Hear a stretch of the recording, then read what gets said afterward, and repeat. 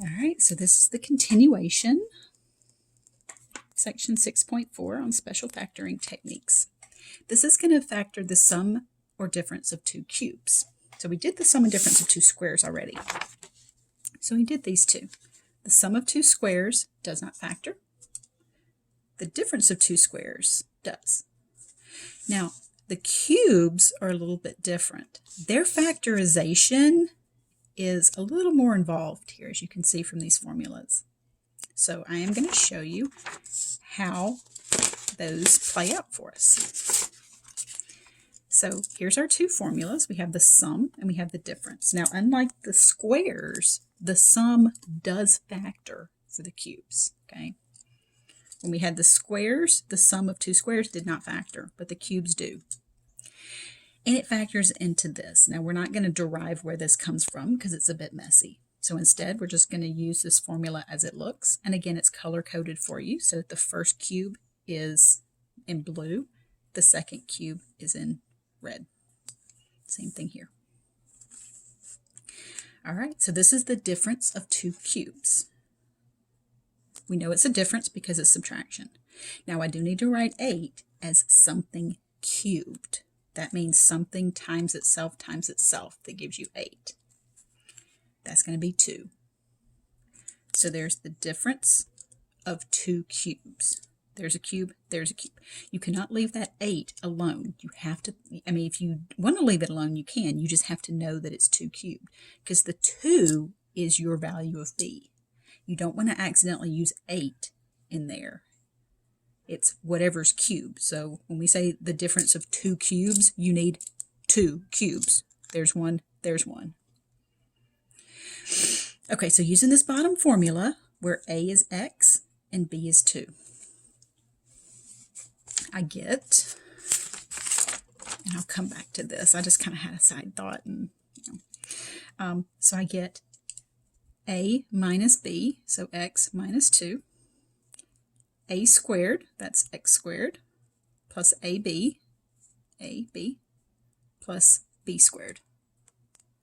So I'm just following this formula up here and plugging in these specific values for this example for a and b. And then I'm just going to clean it up a little bit. So x2 we typically write as 2x, and then 2 squared is the same thing as 4. It's going to be helpful if you know the perfect cubes. Now, just like the perfect squares are like 1, 4, 9, 16, 25, things like that. The perfect cubes are 1 cube, 2 cube, 3 cube, 4 cube, 5 cube, 6 cube. It's helpful if you recognize these. You know, it's going to be really helpful because then if you see like 64, you immediately see that it's 4 cubed. So if you don't recognize it, then hey, you got it written down right here. You're welcome. Okay, so let's do another sum of 2 cubes. So we get y cubed plus 27. All right. So let's write this as the sum of 2 cubes. I got 1 cubed, I need another cube. So 27 is the same as 3 cubed. So in my formula, now how do I know which one of these cubes to use? Well, so that plus, that's a sum. So I'm going to use the sum of 2 cubes. So here's the formula right here that I had written on the previous page. So my formula that I rewrote here for you because, you know, I'm nice like that. And then plugging in y for a and 3 for b. So here's what we get when we plug in to that formula. And then again, just cleaning it up. Instead of y3, we write 3y, and 3 squared, we put 9. So there's my final answer. This is really just a lot of plug and chug. This is a lot of just recognizing the form and then knowing what formula to use and how to use it. All right, so this is another sum of 2 cubes. Let's write it as 2 cubes. So I'm going to write that 8 as 2 cubed. So that 8x cubed is a 2x quantity cubed plus 1 cubed. Now the formula is up here, so you should pause the video and see if you can go ahead and factor this by plugging into that formula. All right, so my A is 2x. Not just 2, not just x, but 2x. My B is 1. All right, so I get A plus B times A squared. Now notice how I put it in parentheses. You want to square all of this. Minus AB plus B squared. Now when I square all of this, I got to square the 2 and the x. So this simplifies to be 2x plus 1, 4x squared minus 2x plus 1. Now, let's be very, very careful. The most common mistake that I see is people that want to say that x cubed plus 8 will factor into x plus 2, x plus 2, x plus 2. That is the most common mistake that I see with this stuff.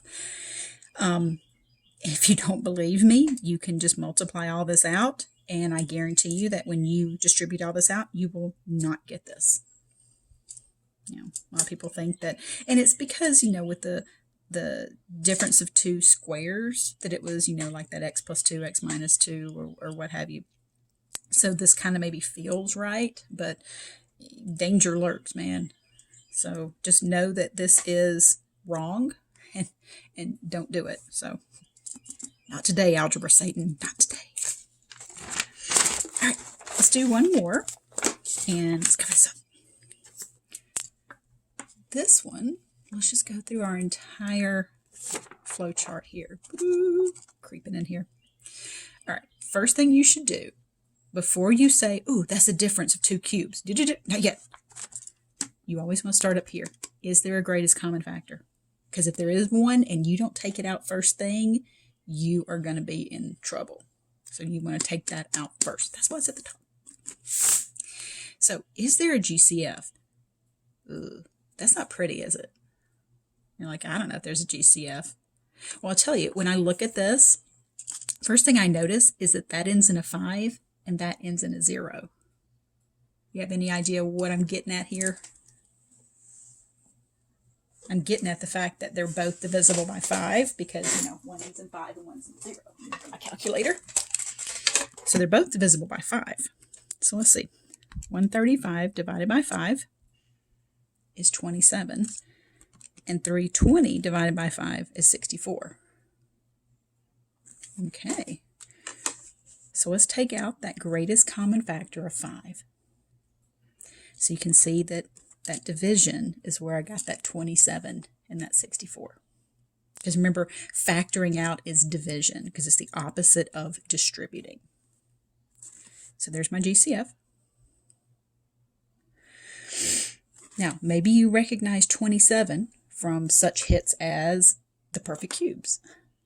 And maybe you recognize 64 as a perfect cube as well. Because they are.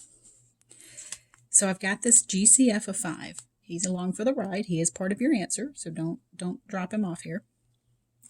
I'm going to rewrite this as 1 whole thing cubed. And I'm going to rewrite this as 1 whole thing cubed. So 27 is 3 cubed. 64 is 4 cubed.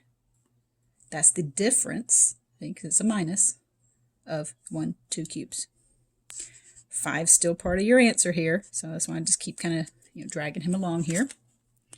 The sum, get my calculator out of the way here, the sum of 2 cubes right here is going to be this formula of a plus b, we're using the minus, difference of 2 cubes, my bad, a minus b, a squared plus ab plus b squared. All right, so then I just got to clean this up. So when I say clean it up here, oh yeah, there's a formula. So I'm going to clean it up. 3m all squared is 9m squared. Multiplying these together, I can multiply the 3 and the 4 and get 12mn. And then squaring this, I'm going to get 16n squared.